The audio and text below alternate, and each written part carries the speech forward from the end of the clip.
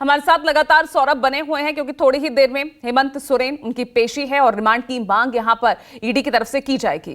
तो ऐसे में अब सौरभ, क्योंकि सभी की नजर राज्यपाल पर है और सौरभ मैं समझना चाहूंगी, अगर राज्यपाल की तरफ से न्योता नहीं आता है शाम तक तो उसके बाद क्या स्थिति होगी? यहां प्लान बी महागठबंधन का तो तैयार है, लेकिन क्या कुछ और सिचुएशन दूसरी तरफ बन सकती है? क्योंकि बीजेपी तो लगातार राष्ट्रपति शासन की मांग कर रही है।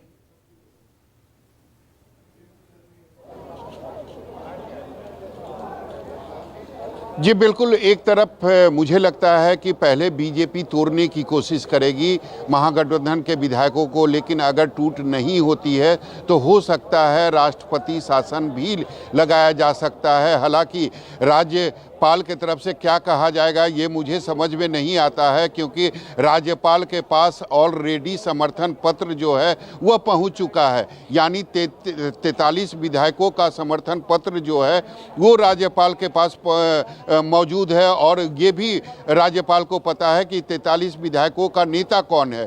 तो उसके बाद अगर कुछ राजभवन के तरफ से होता है या राज्यपाल के तरफ से होता है तो उसमें दलीलें क्या दिया जाएगा, क्या बताया जाएगा, किस नियम और संविधान का हवाला दिया जाएगा, ये मेरी समझ में नहीं आ रहा है। लेकिन हाँ, जिस तरीके से कल बीजेपी के विधायक दल की बैठक बुलाई गई है तो निश्चित रूप से एक कोशिश जरूर की जा रही है कि हो सकता है महागठबंधन में या कांग्रेस के विधायकों को तोड़ने की कोशिश हो या फिर कांग्रेस के विधायक जो हैं वो बीजेपी के संपर्क में हो, और शायद इसी वजह से विधायक दल की बैठक बुलाई है। कारण आपने देखा होगा कि जिस तरीके से बिहार में जब तक नीतीश कुमार ने इस्तीफा नहीं दिया था तब तक बीजेपी के जो नेता थे वो यही कह रहे थे कि मुझे क्या पता, मेरी नज़र केवल है, जो भी राजनीतिक परिस्थितियां चल रही है उस पर बीजेपी की नज़र है। लेकिन अभी भी बिहार में महागठबंधन की सरकार है, जब तक नीतीश कुमार इस्तीफा नहीं देंगे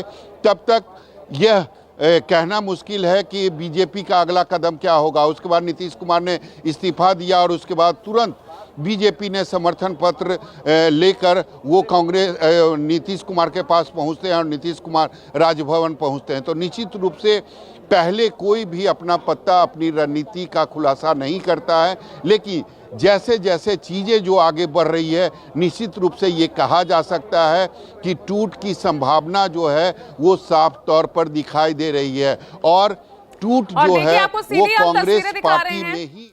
ईडी हेमंत सोरेन को लेकर निकली हैं, कोर्ट में पेशी होनी है हेमंत सोरेन की, और यहां आज ईडी रिमांड की मांग करेगी, क्योंकि जिस तरह से कई चीजें सामने आई है, कल की पूछताछ के बाद कई सवालों के जवाब हेमंत सोरेन नहीं दे पाए और अब रिमांड की मांग यहां पर आज ईडी करेगी। और सीधी तस्वीर हम आपको दिखा रहे थे, ईडी की टीम हेमंत सोरेन को लेकर निकली है और थोड़ी ही देर में हेमंत सोरेन की कोर्ट में पेशी होगी।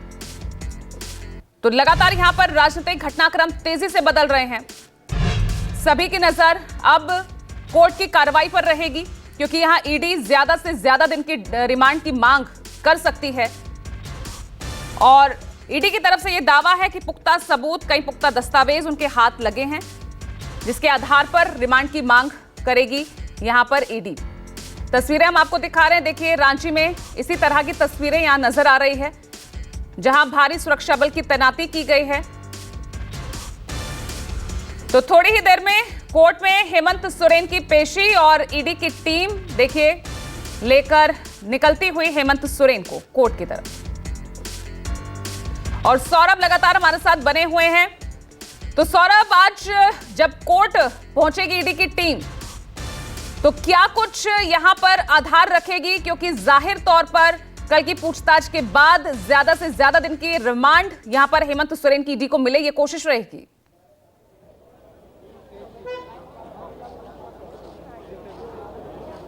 जी बिल्कुल, पहले हेमंत सोरेन की पेशी की जाएगी और यहाँ पर आप देख सकते हैं सुरक्षा व्यवस्था जो है काफ़ी पुख्ता किया गया है, मीडिया का भी जमावड़ा लगा हुआ है, आम लोग भी काफ़ी संख्या में यहाँ पर मौजूद है। निश्चित रूप से वो अपने मुख्यमंत्री को देखना चाहते हैं, यानी जेल जाने से पहले एक बार देखना चाहते हैं, इसीलिए आम लोगों की भीड़ जो है वह भी काफ़ी संख्या में यहाँ पर है। ईडी की जो टीम है वो ईडी कार्यालय से हेमंत सोरेन को लेकर निकल चुकी है। हालांकि करीब 10 किलोमीटर की दूरी है यहाँ पर आने में, यानी कोर्ट पहुँचने में 10 किलोमीटर की दूरी है, तो मुझे लगता है कि 15 से 20 मिनट का जो समय है वो लग सकता है। लेकिन ये माना जा रहा है कि कुछ ही देर में यहाँ पर हेमंत सोरेन को लेकर ईडी की टीम पहुंचेगी, उनकी पेशी की जाएगी और निश्चित रूप से ईडी की जो टीम है वो चाहेगी कि ज़्यादा से ज़्यादा दिनों तक उनको रिमांड पर लिया जाए, क्योंकि कल जो पूछताछ हुई थी उसमें कई ऐसे सवाल थे जिसका जवाब हेमंत सोरेन ने नहीं दिया था।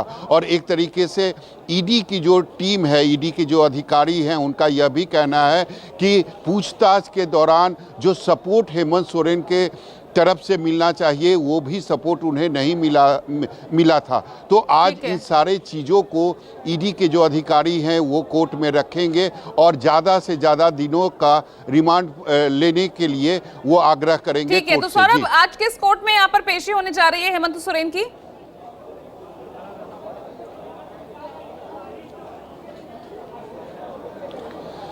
जी बिल्कुल, ये सिविल कोर्ट का एमपी एमएलए कोर्ट है। कुछ दिन पहले यानी कई साल पहले यहाँ पर कई बार लालू प्रसाद यादव की भी पेशी हुई थी और यहीं पर लालू प्रसाद यादव को दोषी भी करार दिया गया था। यहीं पर जगन्नाथ मिश्रा चारा घोटाला मामले में बरी भी किए गए थे। तो निश्चित रूप से काफ़ी अहम ये कोर्ट माना जाता है। सिविल कोर्ट के पीछे यह सीबीआई कोर्ट की बिल्डिंग है, यहीं पर एमपी एमएलए कोर्ट है और यहीं पर तमाम जो एमपी एमएलए पर अगर कोई चार्जशीट दाखिल होता है या कोई भी मामला दर्ज होता है तो उनको पेशी के लिए यही लाई जाती है। तो आज हेमंत सोरेन जो कि अब मुख्यमंत्री पद से इस्तीफा दे चुके हैं, अब वो एमपी हैं, तो उन्हें भी यहीं लाया जाएगा।